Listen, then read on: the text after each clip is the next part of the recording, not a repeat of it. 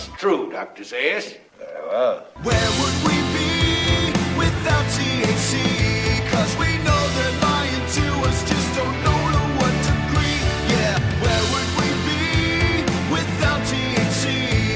The Higherside Chat Show, Greg Carlwood and company. All right, Higherside Chatters, you might remember not long ago we had a chat with Shamangineer, a Plus member who contacted me about several scientific loose ends with previous THC guests that he felt he could tie together with a deep explanation of ether theory. We talked a lot about alchemy, the expanding hollow earth, the electric universe, the Sonora Aero Club, and a whole lot more in a Higherside episode a lot of people seem to thoroughly enjoy, but we also left a lot on the table in that conversation, so I figured it was time to bring him back. In fact, we've decided to do a little elemental series of chats, and since our last one was largely about Ormus, space, and airships, we'll refer to it as the Air episode, and today we're going to discuss ether in relationship to Earth by getting deep into the state of Shamangineered abundance and the advanced permaculture practices that the Native Americans had cultivated, because labels like hunter-gatherers just don't do them justice. But we're also going to talk about healing plants, the role of the Great Spirit, their animist outlook, and the fact that you don't need a huge over-the-top harp antenna array when you got your rain dance down. There's a lot left unknown about America before the colonialists arrived, and a lot that could help us today if we stop to realize the Western way isn't the only way. A man who's worked for over a decade in high-level industries such as robotics, chemical systems, and alternative energy, and has been researching weird related threads even longer in our second conversation as we work through the powers of the Captain Planet team.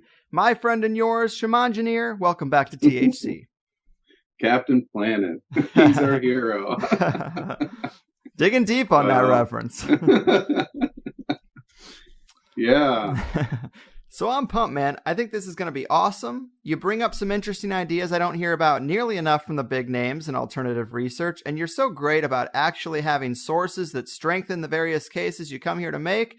So I am all about it. And I suppose the best entry point here is the state that the Europeans found America in when they got here. It's quite different than someone might expect, but I'm also curious how this became of interest to you when so many people just take it for granted that things were largely the same without the buildings. So maybe tell us how this subject got on your radar and how we should start to reframe pre-colonialist America.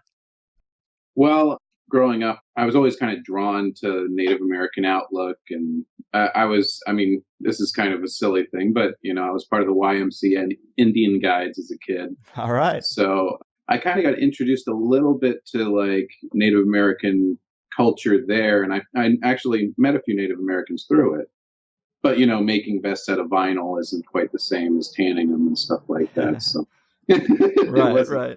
Actually, that's kind of a good analogy to what our land practices in terms of conservation and preservation are on the national parks, because it's kind of an imitation to some degree. Like, for so long, things were so suppressed that as practices are kind of being introduced, it isn't really the full-on cultivation of the landscape that used to be when the Native Americans were doing it. Mm-hmm. So the way that the parks are managed, it hasn't produced the same landscape that was here when the Europeans arrived. It's actually a very different landscape.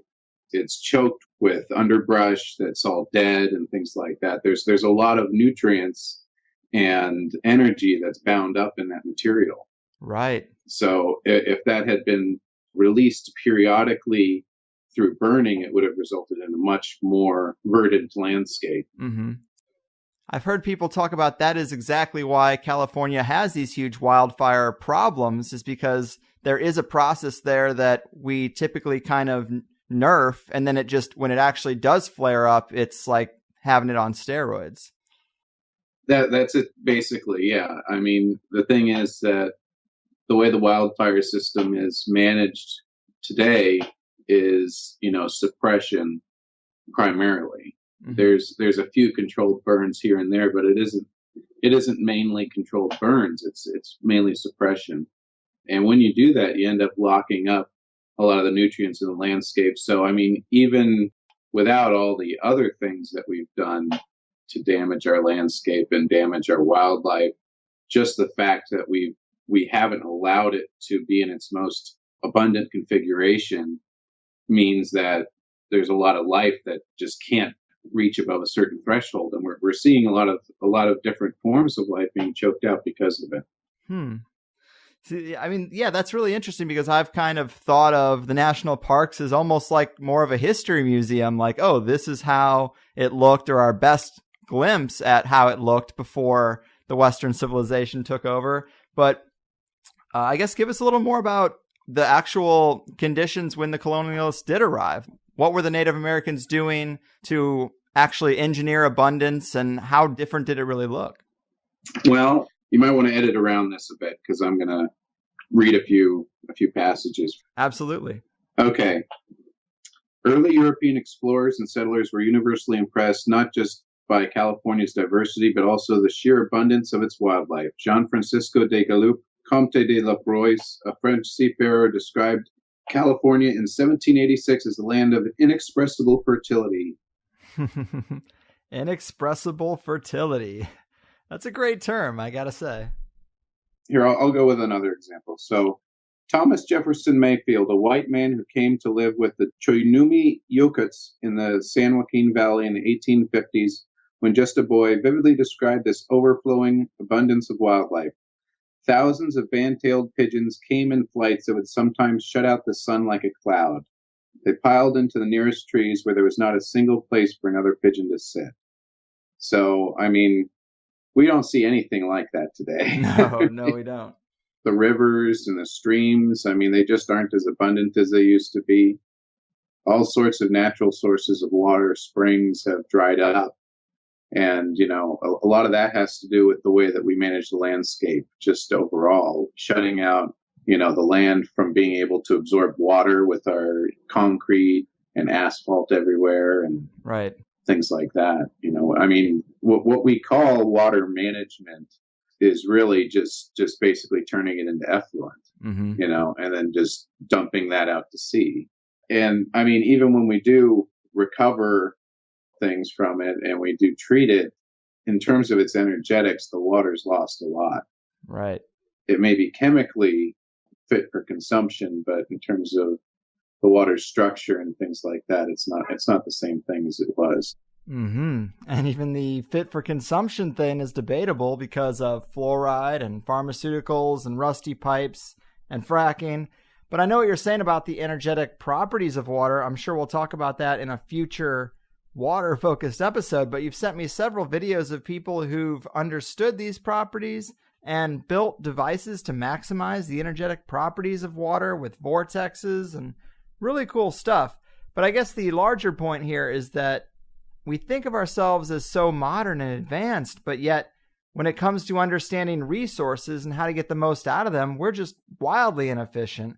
We have a beat it into submission kind of approach, and it seems that our way is actually less technical and less advanced than when it was all just left to the quote-unquote savages. Yeah, I mean, the work of Victor Schauberger shows distinctly that the natural water course has an effect on water quality. And I think that a lot of his water management principles should be integrated into forestry management and things like that. It is being done in places like Switzerland, actually. So, well, at least someone's on it. But I like that idea that nature is doing something to the water that when you dam it up or reroute it or stockpile it in silos, it just isn't the same. Maybe there is something to that. But to get back to just general abundance, in preparation for this, I watched some documentaries on pre-Western settlers America, and it was pretty mind-blowing stuff. Just like you said, there were descriptions of flocks of birds so big they blocked out the sun. One report said they could see them flying at times from horizon to horizon. And my favorite line here was that a squirrel could travel from the East Coast to the Mississippi River without touching the ground because the trees were just so plentiful. And wow, man, I mean, that is a pretty radical thought when you see the world we have today. Yeah, here's a really good example of that. Salmon ran up the major river and creek from what is now Smith River on the north of the Camel River on the south, swimming against the current to return near where they were born. 31 coast and Central Valley rivers and hundreds of lesser creeks carried the lifeblood of millions upon millions of salmon and provided 6,000 miles of spawning habitat. We have nothing close to that today. Joaquin Miller described the head of the Sacramento as a silver sheet because the salmon were so abundant. He had seen the stream so filled with salmon that it was impossible to force a horse across the current. A white man stated in the early 1900s you could load wagons with salmon that got stalled on the Mad River. As little slows near Arcata, you could get salmon with pitchforks and fork them onto the bank. So, I mean, just when the Europeans arrived, they were looking at this and they saw it, and they actually described these divine gardeners who had cultivated the landscape, thinking that, oh, well, this was just placed here by God for our manifest destiny and all this stuff. Right. It really does tie into that, doesn't it? Oh, definitely. I mean, the whole outlook on what was here was flavored by that, because it was the church rhetoric and the church propaganda that was really driving people to feel like they needed to missionize and, to basically destroy the cultures. Right. But when they came here, they saw all this abundance. And when they looked at what the people who lived here were doing, they said, oh, they're diggers. They just dig in the ground and root around, and they don't really contribute anything. They don't have to contribute anything to this because they just pluck it. Mm-hmm. They just pluck it from the trees, and there's so many fish, they just pluck them from the river, and there's so many deer that they just throw a rock at it and it'll fall down. Right. That's kind of how they looked at it. So they're like, oh, they're all lazy because they've got so much of God's abundance, they don't know what to do with it. Mm-hmm. So we're going to come here and we're going to make all this land productive. That's the way they looked at it. Just like capitalism looks at anything that doesn't fit its own ends, it looks at it as something to be exploited. Of course. And so to focus on, say, the fish population, how do we know that's something that was engineered instead of just random, or the way just nature taking its course?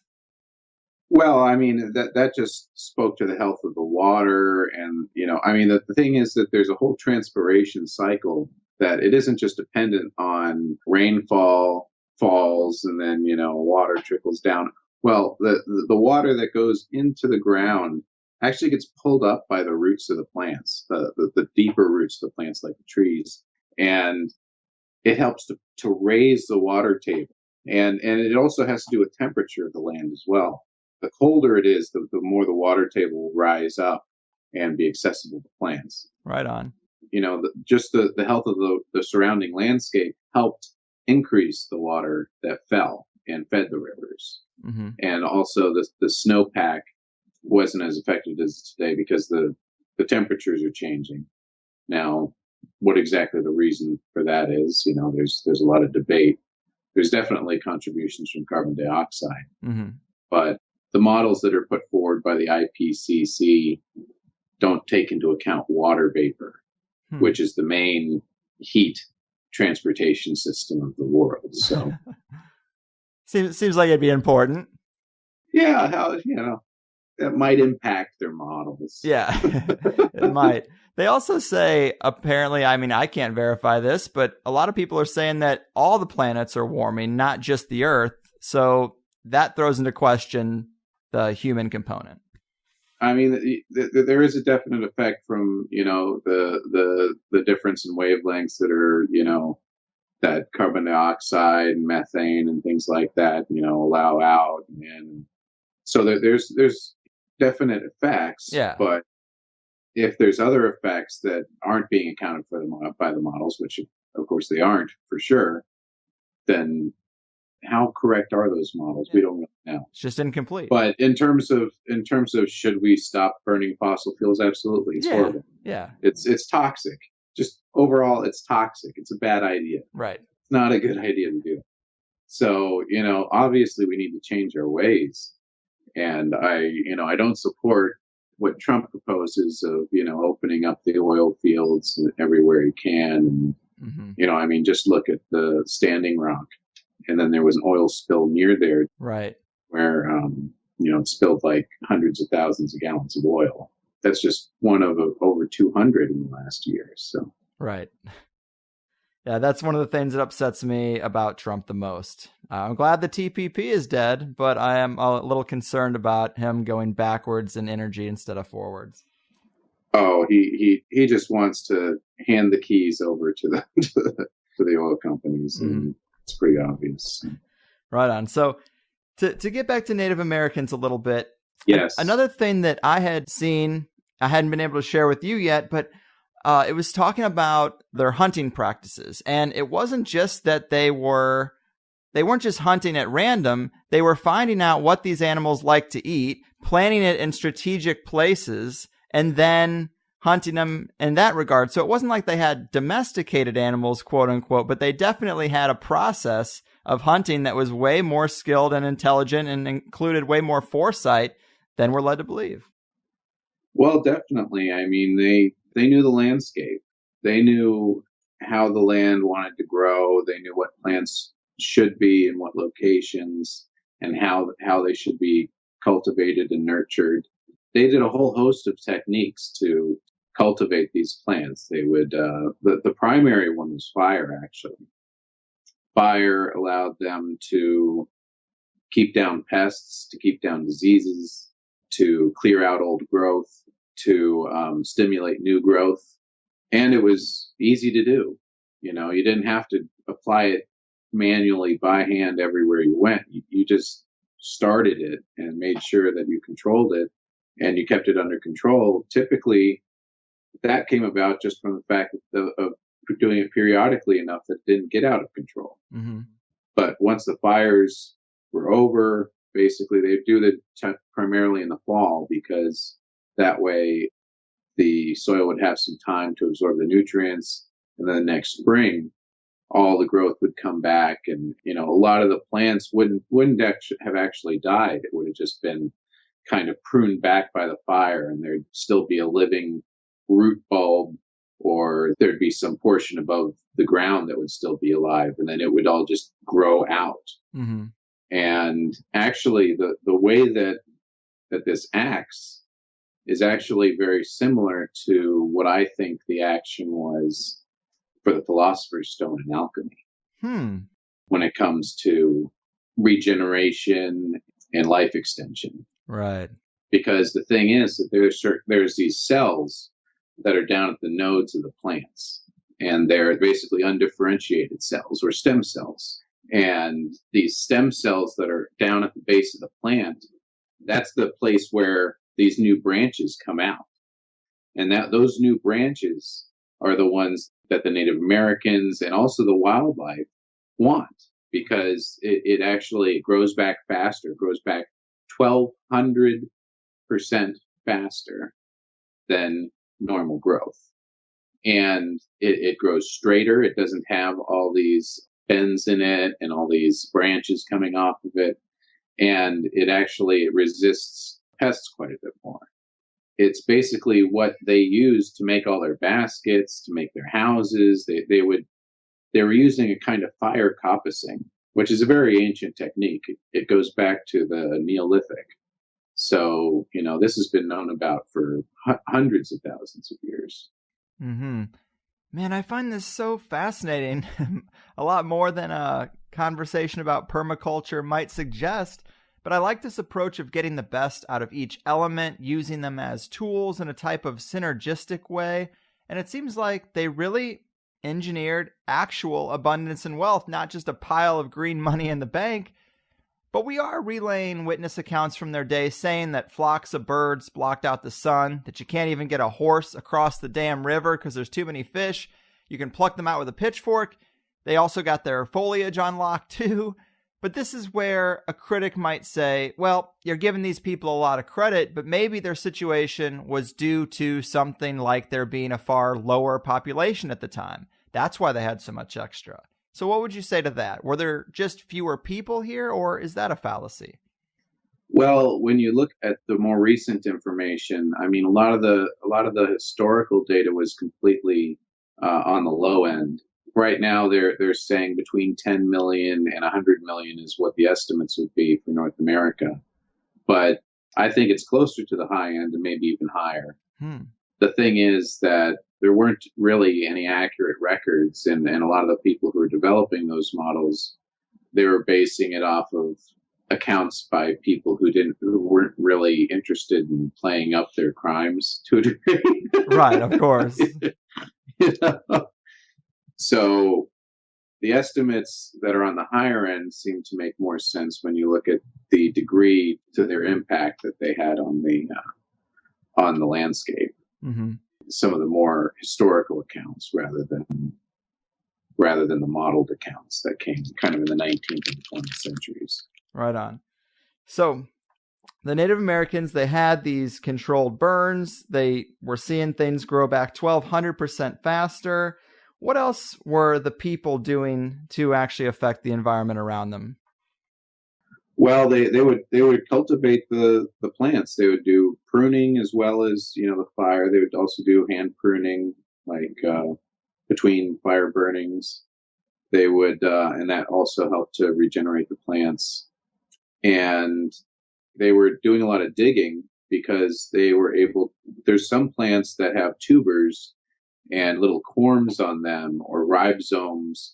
And the more disturbance you give them, the more they grow.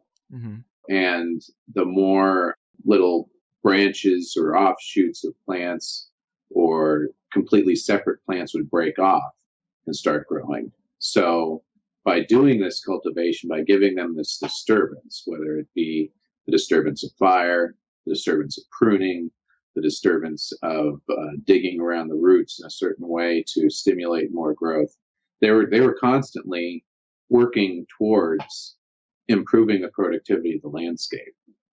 And they would see, the landscape changes over time, and they would, as things changed, as, conditions changed, they would transplant different plants to different areas as they saw fit to help stimulate the health of that area. Like if they know that a certain animal needed a plant, they would plant it there to help that animal and things like that.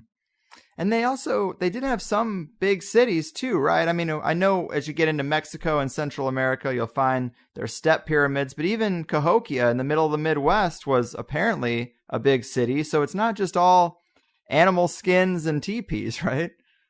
Well, I mean, that's actually some of the best estimates of what kind of populations are starting to come out of South America, because the thing is they did leave behind stone structures.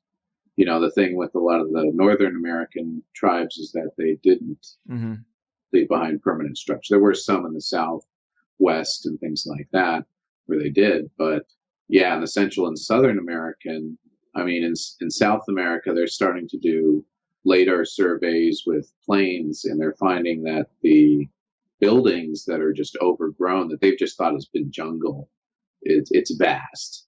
It's huge. It's like, if I remember correctly, it's something like 60% of the landmass of Brazil is like grown over cities. Damn. It's crazy how much there is down there that hasn't been looked at yet. They've just kind of like barely scratched the surface by just doing LiDAR so far. That just gives them an indication of what's there, but to actually, I mean, there's potentially hundreds of years worth of archaeology there. Yeah, seems like there's a lot of lost threads waiting to be rediscovered there for sure. So to maybe move on from their actions and get more into their philosophy of being a part of the environment rather than mastering it or conquering it, obviously quite different than the Western approach, but what more can be said to help us try to understand their way or get into their headspace about these kind of things? Well, it was kind of a use model, like if you're using it and you're using it properly, you aren't abusing it, then you're allowed to continue using it. But if other people need access to it, you're expected to give them access. But reasonable.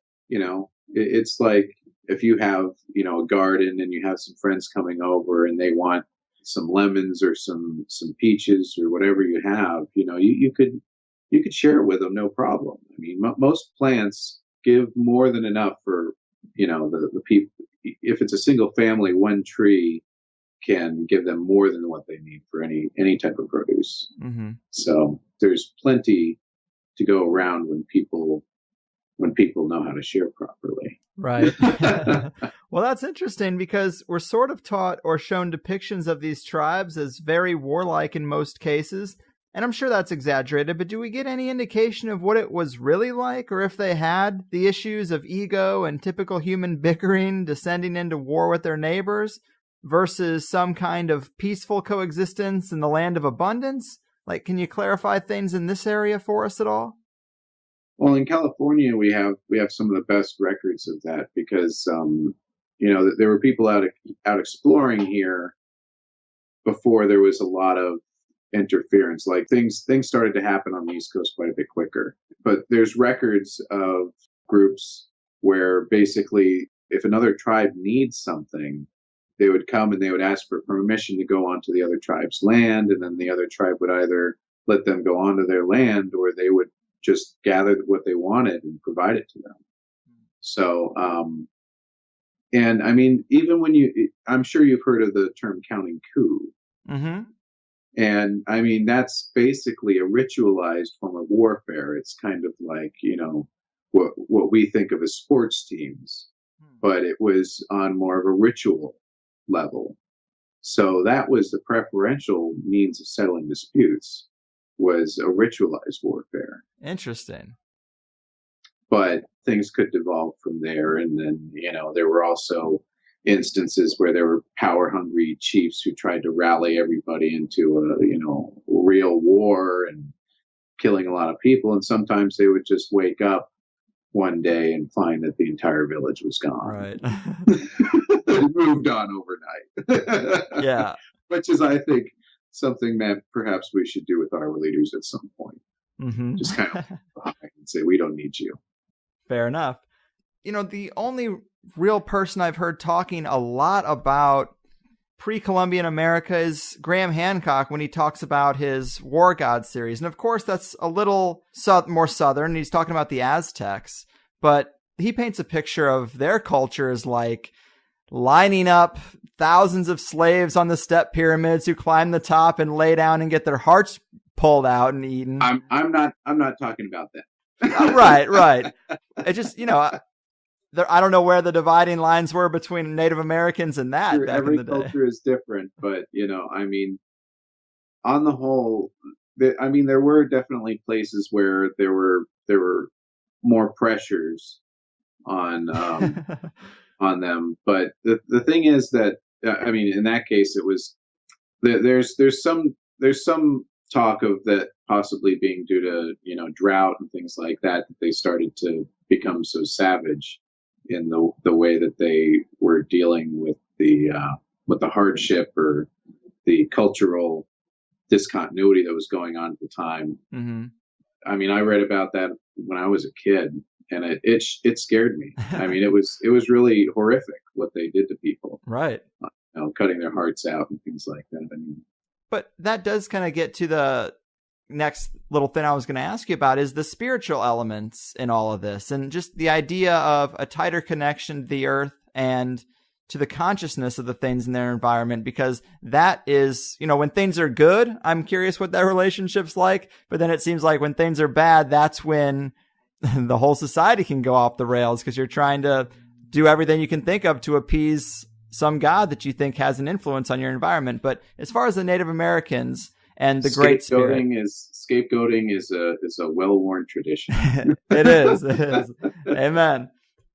But what can you say about the spiritual elements that you've studied as far as Native Americans are concerned?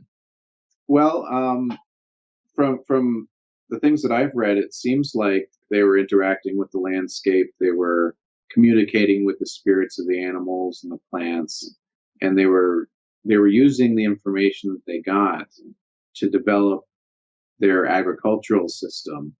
They would have visions of a certain herb to use for a certain condition, and then they would continue to use that. If there was a certain plant or an animal that wasn't in abundance anymore, or if it was found to be dying off, they would try and have a spiritual vision to figure out what to do and what was wrong. And this is actually something that comes up later in the Findhorn community that was established in Britain, like I think it was the 1960s or 1970s. And they were doing similar techniques. They were basically in like sandy soil.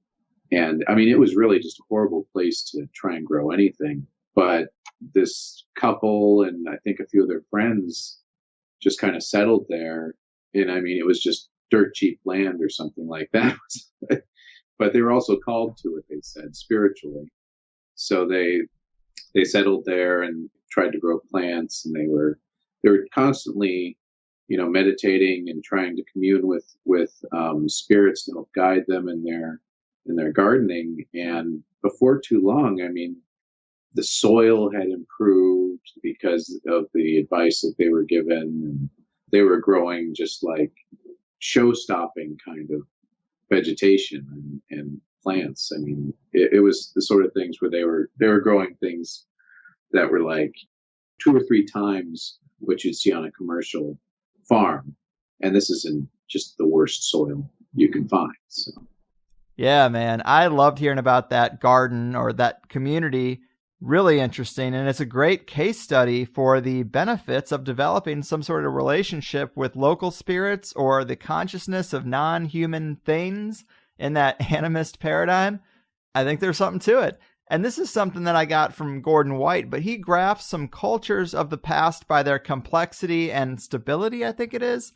And it does seem like ones that explored consciousness and developed a robust connection and reverence for the spirit world, they ranked higher. Egyptians, of course, were right near the top of the chart, but it just made, in my mind, a great case for the importance of this magical component in a culture. And there did at least seem to be a connection between cultures who got tuned into these levels to take advice from the spirits and their successes to some degree.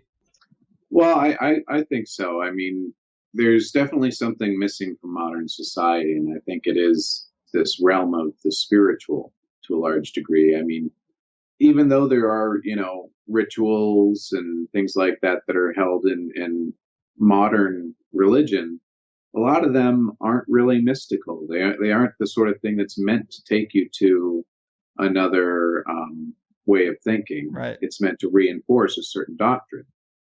And if you read any of the holy books of these religions, they all espouse that, they come from this divine spark and this divine inspiration and this vision or this experience that someone had. But, well, that's them and you're you, and never the twain shall meet. You can't have that experience because you aren't holy enough. Right. It's like, well, excuse me, I'm a human being as well. And this isn't the only guy to have had these sorts of experiences, so.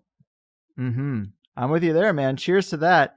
And just to talk a little bit more about the Findhorn Garden, because it is pretty cool, it does give us a more modern glimpse into the type of spirit communication approach that some of the Native American tribes had, right? I mean, is there anything more we can say about the parallels between the two and exactly what it was they were doing?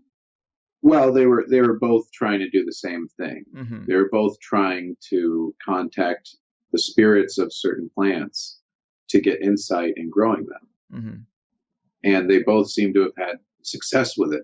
And I don't really, see much evidence of Native American influence specifically at Findhorn Gardens. So it would just be another instance of a similar system having developed. Right. Yeah. I mean, that is what I was getting at, is since we can't go back in time to see the undisturbed Native American situation, we can kind of look at the Findhorn Garden and see parallels to it working out for them. Yeah. Yeah. And that's what they say about ayahuasca, like with the shamans in the Amazon too, is they ask these shamans, how did you decide to put these two things together to mix it into this brew? And they say, well, the plants told us. And, in psychedelic circles, a lot of people know that and kind of take that for granted. But why would you think it would only come into play with that vine and that plant? Why wouldn't you think it would happen with basically everything in the environment or everything biological? Well, I mean, with regard to ayahuasca, I think it's like there's over 110,000 plants they could have mixed that other plant with, and Right. the chances of it happening by chance are just astronomical. It would have taken way, way too long for them to just discover that by accident. Exactly. And I would assume that the same way they got that insight, they'd get insight about basically everything that they're around. Well, it's like the Buddhist lamas and just any religion that still has a mystical aspect, still has meditation as part of their practice, or chanting or drumming or something that gets you into an altered state of consciousness. Yeah. These are the things. I mean, some Native American tribes, they do the hanging with hooks thing that I'd rather not go there if I don't have to. But, right. That induces a trance, and that causes you to go into an altered state of consciousness where you're able to commune with spirits and things like that. And I think basically it's because in that case, it's such an extreme amount of pain that your conscious mind, it kind of shuts off, because it can't deal with it. Right. And so then you're basically start delving into the lower parts of your mind that you normally don't interact with. Yeah. And there clearly seems to be value in that, because people come back with things that seem to work. And we were also going to talk a little bit more about plants and healing, because of course a major slice of the conspiracy world is Rockefeller medicine and the widespread institution of chemical treatments rather than natural plant-based ones. And it's kind of to the point now that people completely dismiss the power of plants. It's on kind of a joke to be a naturalist. But what have you learned about this from the research that you've looked into Native American practices? Is there some real power there, you think? Oh yeah, there's not much money. But the thing is that, all these companies want something to patent. Of course. And you can't patent something that's already in the public realm. Now, if you can take this plant and you can genetically engineer it a little bit, hey, here we go. I can patent that. I can make money off of that. So. But yeah, that's the main thing, to prohibit things like that from getting too far off the ground. They propagandize to all the doctors that this isn't something to look at. These aren't powerful enough. They aren't effective. They have varying amounts of active ingredients and things like that. And they do. They're natural. They have varying amounts of the ingredients, but you can still test for things like that. So to say that it doesn't have any value, that's very. And I mean, really, what we get in terms of the pharmacopoeia of the pharmaceutical companies, it's basically a single derivative. It's an extract or a chemical synthesis. It's a new chemical that they just basically copied out of the natural world, typically. Or they tried to make something that was similar enough that would have a similar action, and they could patent that. So it's basically what they themselves are drawing upon when they make their medicines. It's just that a lot of these medicines aren't as harsh. It's kind of like the difference between drinking beer or wine and drinking vodka or drinking Yukon Jack. Right. It's a lot harsher on your body to drink the distilled stuff. And, the way I think of pharmaceuticals is they're kind of like the distilled stuff rather than the brewed stuff. So, it's something where I think that has a lot to do with why we have so many issues today, is because of, they basically are only taking an aspect of what should be applied as a more holistic approach. Right. I agree with you there. And so what can be said, really, I guess, for the Native Americans, I guess, quote unquote, medical system as opposed to ours? Do we know anything about their health before the colonialists arrived? Do we know anything about their lifespans?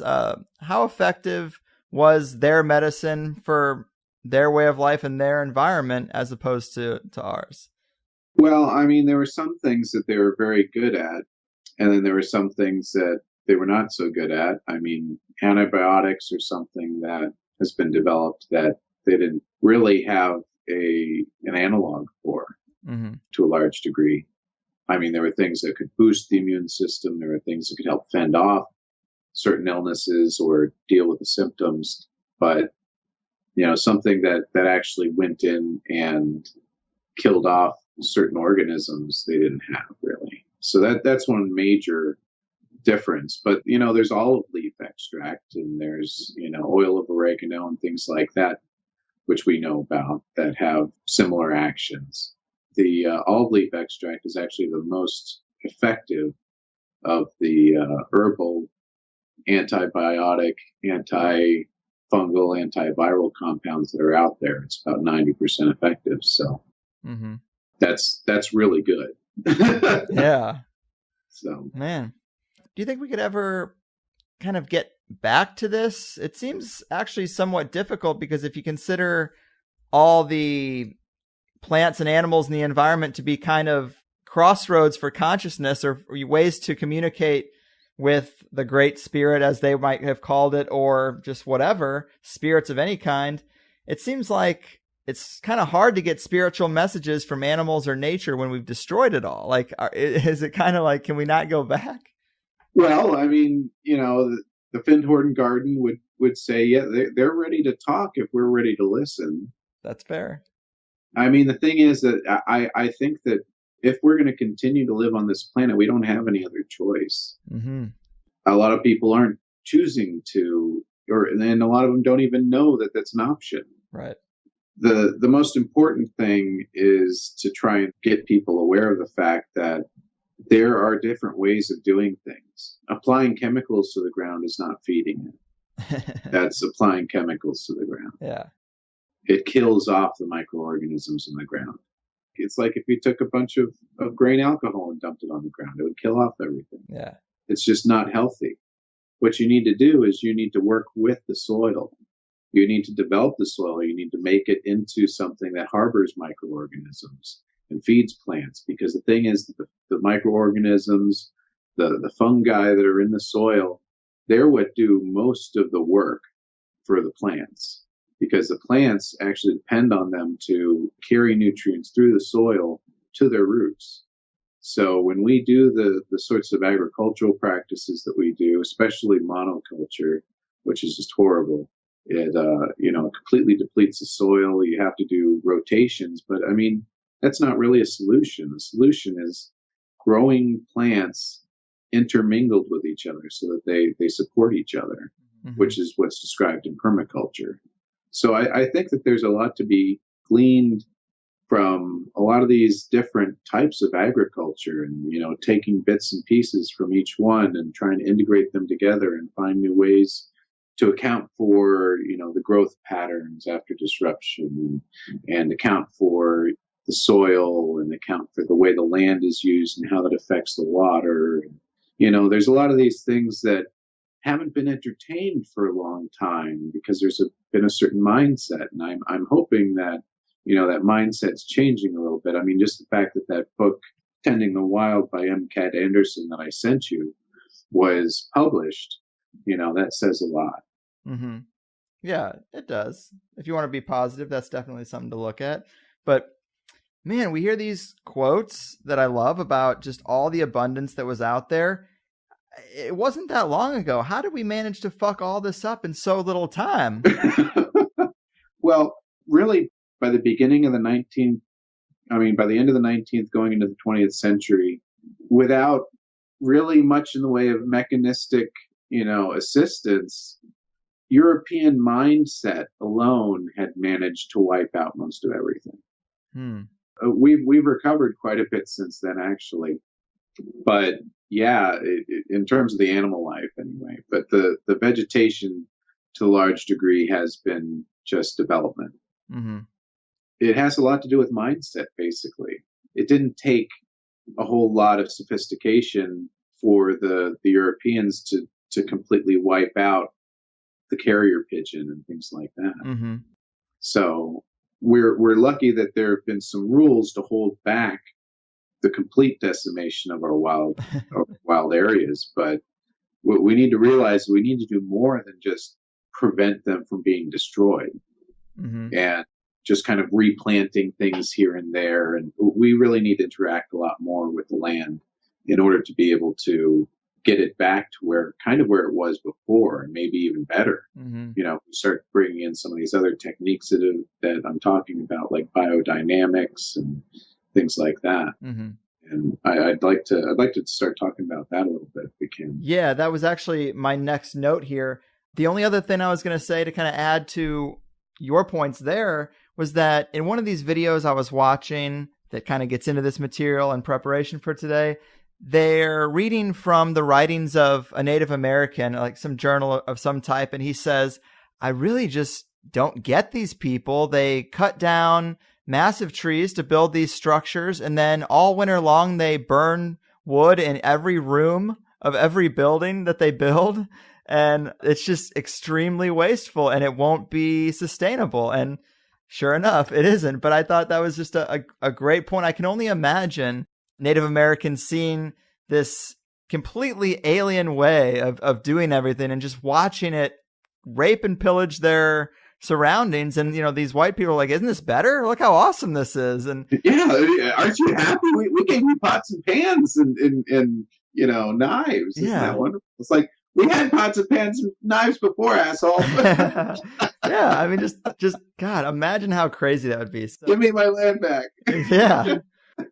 Right on. So, right, you said you wanted to also discuss biodynamic agriculture and I guess Rudolf Steiner's alchemically derived agriculture system. What's going on with this stuff that you also sent me? So basically, it's a way of sowing and reaping and basically coming up with a cyclic look at the way that different plants interact with the environment. So what he's talking about is the kind of the longitudinal waves, the orgone energy from the sun, as it were, as that interacts with the earth. He tries to draw the correct energies that are being emanated and channeled through, you know, the astrological interactions with planets and the lensing of those waves down to the earth and things like that. It's like the zodiac. They use the zodiac to plan when they're going to plant and things like that. And they also use it for making these preparations where the preparations are planted at a certain time. And so what it'll be cow manure in a horn, or it'll be an herb in a horn, or it might also be silica, which is quartz, in a horn, and it'll be buried underground.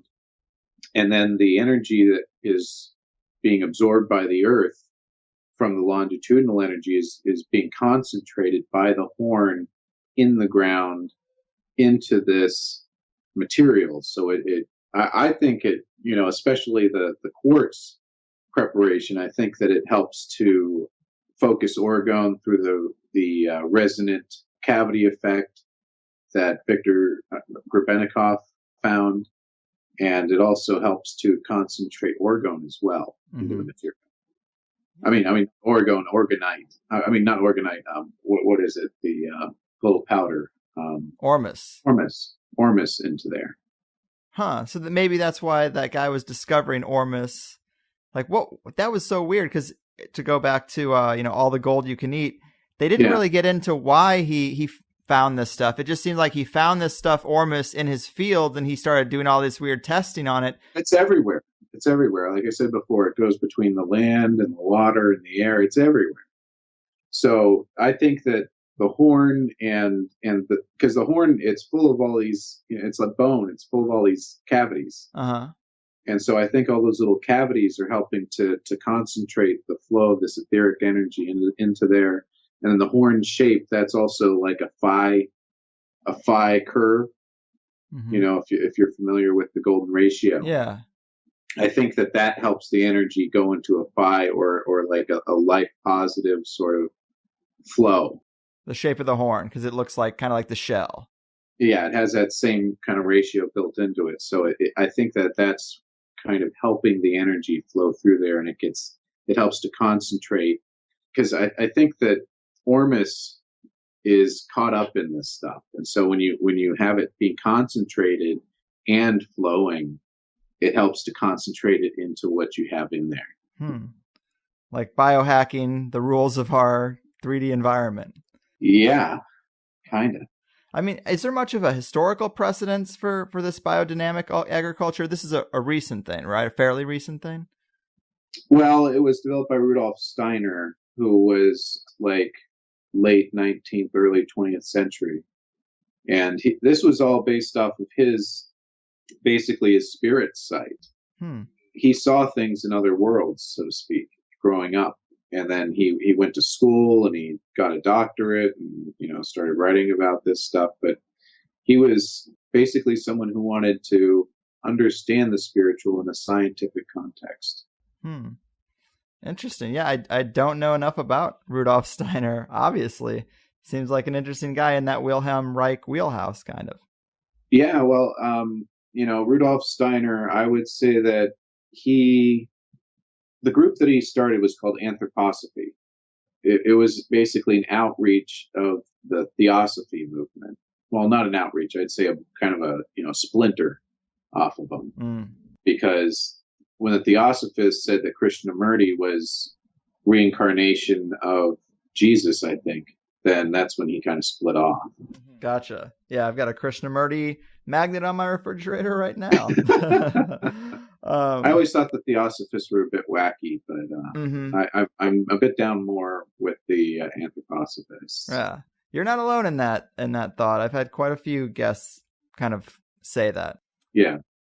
Right on. So I guess this biodynamic agriculture, it is super interesting. I mean, what else can be said about it? Has it ever been used in a real widespread fashion?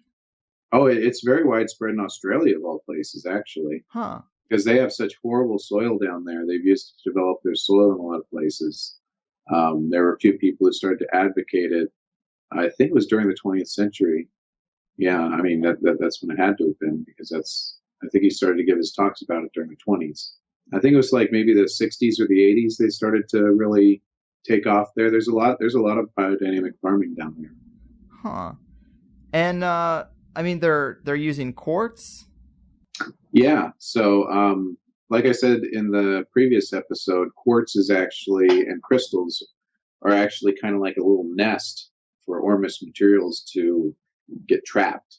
And so I think that the reason why they're using the quartz in there is that they're kind of supercharging the quartz with Ormus materials in the horn as it's buried. And it's getting kind of a flavor from the flows of etheric energy that are going through it. And then that is basically being mixed with water and sprayed on the fields. And what that does, I think, is the quartz kind of, in a homeopathic way, it structurizes the water. Because the thing is, the water, it has the strong bonds between the hydrogen and the oxygen, but it's a polar molecule. Mm-hmm. So that means it has a positive and negative side itself. So that molecule can be arranged like magnets in different structures.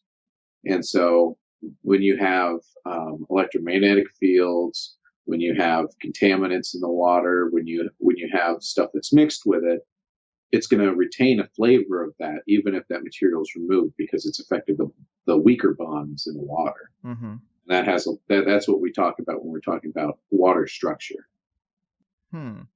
And so if you put quartz in one of these horns and bury it, I mean, you also mentioned they're spraying, affected water on this, but how large of an area does that affect? From what I understand, I can't remember the ratios. Let me see. I might have it open somewhere on here. The cow horn silica, it's a mixture of 1 gram to 13 liters of water per acre. So 1 gram of this stuff is good for an acre. Damn. When you mix with water. And that, I mean, let's see, the spray enhances photosynthesis of the leaf, and as such complements the activity of the preparation BD 500, which is another one of the preparations they make, which works mostly on the root zone of the plant. It also strengthens the plant against some fungus attack, rots in passion fruit, and rust on coffee and rice. So it basically helps it to photosynthesize better. It's kind of like foliar feeding, and gets absorbed by the pores of the plant. Right. So if this is so effective, why wouldn't the corporate farming industry just use it also? Because they're, profit at any cost. They don't care what what gets them there? Well, I mean, there's a lot of skepticism around it. I mean, it's not the corporations, because the corporations typically are not the farmers. The farmers are typically individuals, and they base it off of what they think will happen. And most people are skeptical. Mm-hmm. I mean, there was a large movement by biodynamic farmers in Australia to educate others. So that was effective there. But most people they just don't believe it'll work. They're afraid of pests. They're afraid of losing a crop would destroy them because of the way we've got everything financed right now, and they have to be able to make payments on all this equipment to be able to spray the stuff. And it's really a wasteful system, and it's wasteful not just of material resources, of fuel, but also of human life, because a lot of these farmers, if they do have a bad year, and increasingly even with the genetic manipulation and the chemicals and everything else, the soil is becoming so depleted that there are many more diseases that are cropping up even with all that stuff, and they can't stop it. It adapts faster than they can deal with it at this point. Mm-hmm. Man. And so to switch gears a little bit here, I'm always interested in magic and the methods of the ancients, and that's why Native Americans are also so interesting, because they're still living fragments of that way of life to some degree. You'd think the elders might know some of that stuff still, as opposed to other cultures who are just completely gone. And when it comes to Native Americans, probably the most widely known ritual is the rain dance, and it's presented today as superstition, but you do seem to think not only that it worked, but you might have some insights into how, right? Yeah. So the rain dance, basically what it was a ritual where a shaman and a group of people would, they'd dance, they'd go into a trance, and they would be trying to summon the forces of rain. And from the evidence of Wilhelm Reich with his, rain system that he developed, mm-hmm. and also HARP, there is evidence that that's possible. And both of those systems are using this longitudinal energy I've been talking about. Yeah. There's evidence from not just brain dance, but also, all these other spiritual experiences that the human body and the human mind is capable of reproducing those effects, reproducing longitudinal waves, creating levitational effects, creating effects that couldn't be accounted for by normal interactions in space-time as we think of it. And the way I think that happens is, I'd like to kind of go a bit into the kind of the chain of custody for information, so to speak. Mm-hmm. So we have our conscious mind, which is the mind that everybody thinks of, and that's kind of what they identify as themselves, right? Mm-hmm. So it's the realm of the ego, and that would be kind of considered to be, the left half of your brain. And it's more of a serial system. You think about one thing at a time, plotting to the next thing. And you think that that's a very efficient way to think most of the time. But actually, you've got this other side of your brain, the subconscious, which is, mostly what people deal with in the realm of dreams and things like that. It's the artistic mind. If you're an artistic person, then you deal a lot with your right side of your mind, symbolism, or relationships between things, that sort of a thing. And then there's the unconscious mind. And the conscious and the subconscious are they deal together through the corpus callosum, which is this connective tissue between the two hemispheres of your head. And then they also deal with the limbic system and the spinal column. And the limbic system and the spinal column are basically the unconscious mind. Mm-hmm. And the left half is serial processing, one thing at a time. The right half is parallel processing, which means that it processes a lot of things at once. Like when your subconscious is looking at something, it doesn't see any one thing specifically. It's looking at all the relationships between everything. It has a lot more bandwidth, but in terms of the operations it can do, your conscious mind is capable of going methodically through a lot of steps, a lot of operations, but your subconscious mind is very limited in the sorts of operations. Why, when you get dream imagery, it's hard to tell exactly what's being conveyed because it's a very simple message, but it's conveyed symbolically. So that's kind of the dream speak from your subconscious is kind of how we're usually interacted with by our subconscious mind.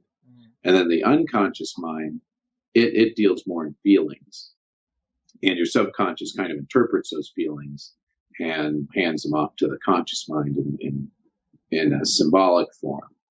And so the unconscious mind in your limbic system, in your spinal cord, the spinal cord is acting as the receptive portion. It's getting all this information from your organs and things like that.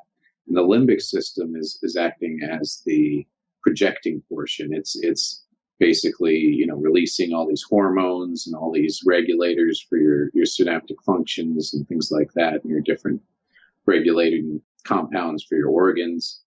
And, there's a similar effect with your conscious mind as well. The conscious mind, the left half of your brain is the more expressive, the more projecting portion, and then your right half of your brain is constantly receiving information.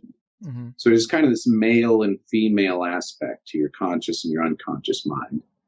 And I think what happens is the unconscious mind is actually interacting with all of these organs and things like that. So it's acting at a cellular level. It's acting at a kind of a holistic level. And I think that the way that these longitudinal waves are being generated is through the mitochondria of our DNA.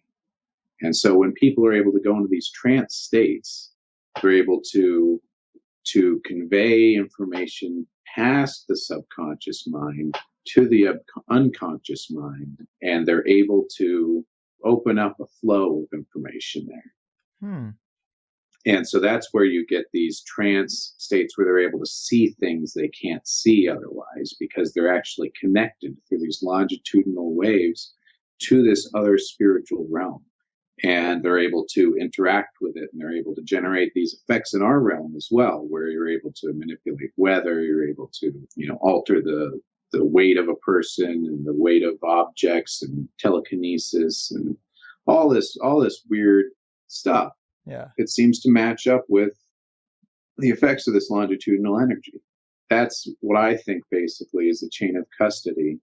And the last chain there, the link between the cellular and the unconscious mind, that's kind of been developed by this fellow. Let me find his name.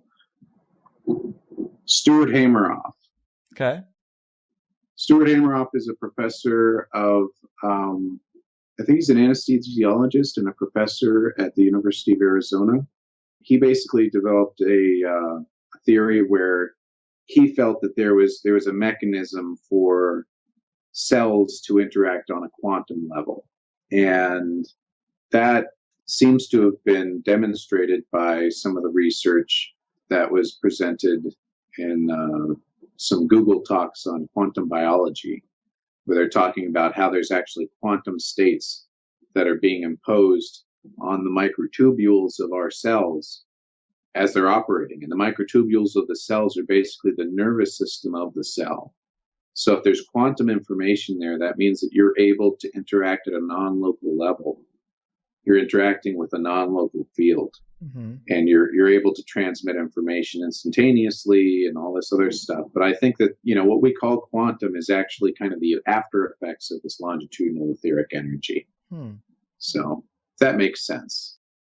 Wow, man. Well, hell of a lot of new information. I love it. I really appreciate you bringing this stuff to light. I really like your alchemical tie-in approach and breaking it up by the elements, because I think that's just a great way to categorize these things. I mean, it's just a fun way to do it. I think it makes a lot of sense for people. It's easily approachable. I really like today's, especially with examples like the finned horn garden and biodynamic agriculture. That stuff's pretty interesting. Anything else to drop on the people before I cut you loose? No, not really. I mean, it's great to be on as always, and I just want to be able to kind of tie the ether physics outlook into other aspects of, life, and just kind of seeing how it filters through these other weird topics. Yeah. These other things that otherwise it's inexplicable because there's no theory to kind of shine a light onto it. And I think that as I started to research the ether theory, I think that it has a lot of strong points to support things that otherwise are inexplicable. Mm-hmm. And so it's really great to have a platform like your show to be able to talk about this stuff and kind of get it out there. One of the things that Rudolf Steiner says is you can do research and things for yourself, but once you do, it's kind of your responsibility to get it out there and let other people know about it. So that's kind of what I'm trying to do, is just, I've been doing this research for a while. I've started to make some big connections, I think, and I just want to get it out there so that other people can benefit from it. And I feel like it's my responsibility. Yeah, well said. And it is a very unique approach. I think you're doing great stuff. And I appreciate being thought of as a great place to walk through it. So Definitely. Have a good one, and we'll talk soon. Okay. Have a good one. All right, man. All right, people. There we have it. The triumphant return of the Shamangineer. I really loved this show, especially as it got going 20, 30, 40 minutes in, because I think a lot of this stuff starts to click around that point. But the fact that Shamangineer has researched so many bright, forgotten minds, knows so much about ether physics, and is able to apply that template pretty effortlessly in multiple areas, it is really impressive to me, and I do feel lucky to have him as a recurring guest for the ether physics perspective. Because I don't want to just follow conspiratorial trends. If something big happens, yeah, we'll talk about it. But I'd rather get into content that I rarely ever hear about, but still sounds like it makes sense. This is one of those shows for me. Maybe Native American permaculture practices, landscape management, and engineered abundance aren't the most mind-blowing topics to everyone, but isn't it sort of fun to visualize a completely different way of living and to consider their highly effective processes in comparison to corporate factory farms and all the waste along the way? I've heard people say that one of the biggest crimes against humanity the elite pulled in the last century was driving us into agricultural ignorance, that when we lost the ability and knowledge to feed ourselves, we lost everything. If you've ever just had a few fruit trees on your property, it is crazy how much they yield. But many of us have been so economically fucked that we can't afford land for a couple fruit trees. A show like this does make me consider moving back to the Midwest, buying some secluded acreage, the Midwest being the only place I could afford to do that, and then trying to resurrect some of these old practices, create Carlwood gardens, and get my alchemy on. It's an idea. But maybe some of these topics were inspiring to anyone looking to get off the grid or work towards a sustainable lifestyle. You might try some of these lost arts. It's funny because a big theme on the higher side a few months ago was the realms of secret science or hidden physics, and some people sort of explain it with torsion and counter-rotation, but ether physics really unlocks a lot more. It also explains the alchemy concept way better than it being just an analogy for the spiritual path of enlightenment. I do kind of think putting it in that box is a way of saying, well, I don't understand that, so I'm just going to say it was all symbolic and metaphorical. And I'm sure it can be that, but I think the real alchemical science creates the basis for there to be analogies about the spiritual path. Not that it's primarily metaphoric, if that makes sense. Either way, I hope you liked this one. Hopefully we didn't get too deeply under the skin of listeners who have been swept away in that alt-right crowd. I know that comes up mainly in the Plus show, that stuff, but still, it used to be completely non-controversial to talk about all the damage, death, and destruction that came with European expansion and the Inquisition and the nexus of royalty and the papacy and their various conquests. But you know how, you can talk shit about your alcoholic brother and it's no big deal, but when someone else does it, it's like, whoa now, dude. Hey, that is my family you're talking about. There seems to be this new attitude about European ancestors, at least around me, where talking about their crimes is Kind of like talking shit on my people, bro. I don't know. It's a weird type of thing that I've been seeing lately, that's all. One positive, semi-related thing I did hear the other day was in reference to the Grand Canyon. If you've ever been there, it's awesome. It's pretty underdeveloped, fairly undisturbed. And the story goes that a lot of folks wanted to move in and put casinos and hotels and resorts all along the ridges. Of course they did. And Roosevelt came in and said, no, we got to preserve this place. In fact, the quote is pretty well known, I think, but what he actually said was, in the Grand Canyon, Arizona has a natural wonder which is in kind absolutely unparalleled throughout the rest of the world. I want to ask you to keep this great wonder of nature as it now is. I hope you will not have a building of any kind, not a summer cottage, a hotel, or anything else to mar the wonderful grandeur, the great loneliness and beauty of the canyon. Leave it as it is. You cannot improve on it. The ages have been at work on it, and man can only mar it. And that is amazing, really. I only wish it applied to a few other locations in our system in general. Native Americans probably didn't have it perfect, but can you imagine Western masonry and technological and industrial ingenuity, especially if it was unshackled from oil and closed-circuit electric? And the Teslas and the Reichs and the Thomas Townsend Browns were actually maximized to their fullest potential? Imagine all that, merging with a synergistic relationship with the earth and environment, engineered abundance, and a society embedded in nature rather than paving over it. And of course, a full exploration and implementation of the suppressed natural sciences and ether physics.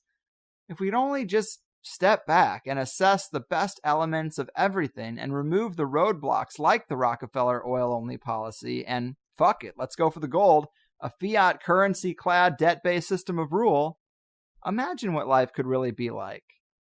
Imagine if we could somehow manage to implement those just 5 or 6 tweaks. It'd be a different fucking world, guys. It really would. And that's why we explore these things. You want to get an accurate idea of the playing field and how it's been worked against you, not so you can have an excuse for your mediocre life and pointless cog-in-the-wheel job. Some people do think that way. Oh, well, the school system fucked me, the Rockefellers fucked me, and so that's why I work at White Castle, and why even try? No, it isn't about that. It is about getting a handle on the landscape so you can navigate it better and escape those traps and dig out of all those carefully crafted trenches you can spend a lifetime trudging through. It's not a fair system, but we do want to look at it honestly, don't we? A bit of a tangent, but that's just one question I get a lot. People say, how do you handle it? Do you ever get defeated or depressed? How do you go on? Well, I go on because fuck them. Quitting the job they wanted me to have and instead making a career out of exploring things they've swept under the rug or tried to suppress or lied about has been pretty fucking lucrative for me. So I guess I should thank them for giving me so much material and regulating their airwaves to things like Downton Abbey and Dance Moms. But what does that have to do with anything? Bringing it back, if you like the first hour here, in the second hour, Shamangineer breaks down our galactic positioning and magic ability, the Black Crow and the stages of the Philosopher's Stone, anti-aging studies in the Alchemy connection, Egypt, alchemy and life extension, the different philosophies of survival, and then, of course, the alt-right movement, nationalism, and this whole thing being a product of the deep state, the strategy of tension. And I agree with a lot of his points in that area. That's why I say you can't get invested in either side. And we talked about early American, pretty fringe, interesting archaeological discoveries that don't fit the official narrative. Things like pyramids in the Grand Canyon, unearthed Jesuit artifacts, all fun stuff. But when we're talking about the geopolitical landscape and Shamangineer says something like, those Muslim laws, they're going to be coming out at some point. I should give him a little extra credit because he said that before the travel ban controversy. We recorded this a little before then, and you can say that some of that applied for sure. I just wanted to throw that out there without having much else to say about any of that stuff, because he should get a gold star for that. But don't get too attached to any particular worldview, I would say. And if everyone around you starts having the same ideas, maybe rethink where you're getting them, which goes for everyone, including me. That said, I love you guys. I'm just a simple stoner dropout, not really an expert in anything. but I do know some people who are. So thanks for listening, follow your dreams, and keep your pimp hands strong. I've done my part. Your move, secret science suppressors, indigenous knowledge destroyers, and agents of the alchemical quarantine. Your fucking move. Lucid dreams are so vivid, 'cause you go to bed at 7, and your brain comes alive, 'cause you hate your 9 to 5. You wake up with a dread, and make sure your cats are fed. Did your brain talk to a ghost, who moved your coffee and your toast, as you listen to the Higherside Chats? You get to your desk, and your boss says it's a mess, and your soul slowly grows to a place where nothing grows. When you think he's not around, you insert a SETI sound. The OM says turn it down, and you say it's just the Higherside Chats. Oh, do you think you'll be invited to Bohemia Grove, to a Bilderberg Club? Oh, do you think you'll be invited by a Rothschild to a party on a submarine? Diving down to the center of the earth, through the Marianas Trench, your teeth begin to clench from the sulphurous stench. The mask you're given doesn't fit, 'cause you're not one of them. Starting today, you'll make plans to get away. There's no one to hold you down, and the what-ifs start to drown.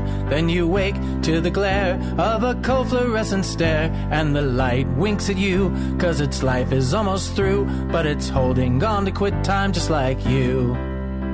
It's time for the Higherside Chats.